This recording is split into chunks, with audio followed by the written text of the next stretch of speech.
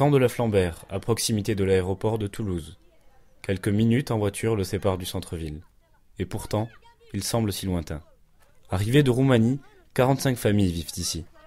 Sur ce bidonville, les conditions de vie sont très précaires. Il y a de l'électricité, mais une seule arrivée d'eau pour 200 personnes, et pas de sanitaire. Leur source de revenus, la mendicité et quelques aides ponctuelles de l'État. On survit comme on peut, entassés à 5 ou 6 dans une caravane. C'est très petit. Manger rien. Pas à manger, pas à travailler, pas rien du tout. Qu'est-ce que dis-moi? Qu'est-ce que tu fais? Difficile pour moi. Normal. École Littré, à quelques minutes en voiture du camp de la Flambert. Une école de la République comme les autres. 45 enfants du camp y sont scolarisés de la maternelle au CM2. L'école fait tout pour faciliter l'éducation de ses élèves. On a mis en place un projet qui permet de personnaliser au maximum l'apprentissage.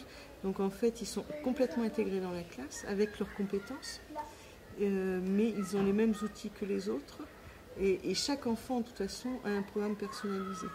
Ils sont comme les autres enfants, avec leur travail adapté. Dinarka a 8 ans. Elle est scolarisée dans cette école depuis le CP. Aujourd'hui, elle est en CE2. Alors dis-moi, pourquoi tu aimes l'école? Parce qu'on travaille bien. C'est joli à l'école parce que j'en ai les copines. Et ma maîtresse, elle est gentille avec moi. Et ça. Bien sûr, les problèmes existent. Certaines familles de la Flambert sont dans une telle misère sociale que leur priorité est ailleurs. Avant de penser à l'école, il faut manger. L'absentéisme est une réalité.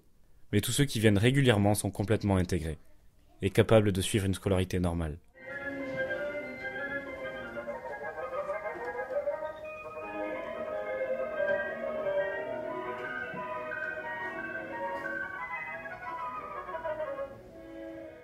La maîtrise du français est essentielle pour espérer obtenir un travail. Plusieurs fois par semaine, Dinarka prend des cours spécialement pour les élèves allophones. Dinarka, un boucher. Tu sais ce que c'est un bouchon? Oui, il y a les voitures qui n'avancent pas. Les voitures n'avancent pas, ça fait un bouchon. Tu fais comme ça. Dans une... Quand tu bois de l'eau, Pour fermer la bouteille, tu remets le bouchon. D'accord? On est militants, on baisse pas les bras et tous les enfants ont le droit à la scolarité et tous les enfants ont le droit à cette chance et à cette égalité des chances, c'est aussi pour eux. Je crois que leur seule chance passe par l'école et que c'est à nous de travailler en direction des familles pour leur faire entendre ça. Et je pense que l'école est une ouverture pour eux pour sortir de de la misère où ils sont, de trouver du travail et de s'intégrer vraiment dans la société. Et non, on ne désespère pas. Et quand on voit certains enfants qui réussissent, là, là je peux vous dire que l'espoir, c'est pour demain.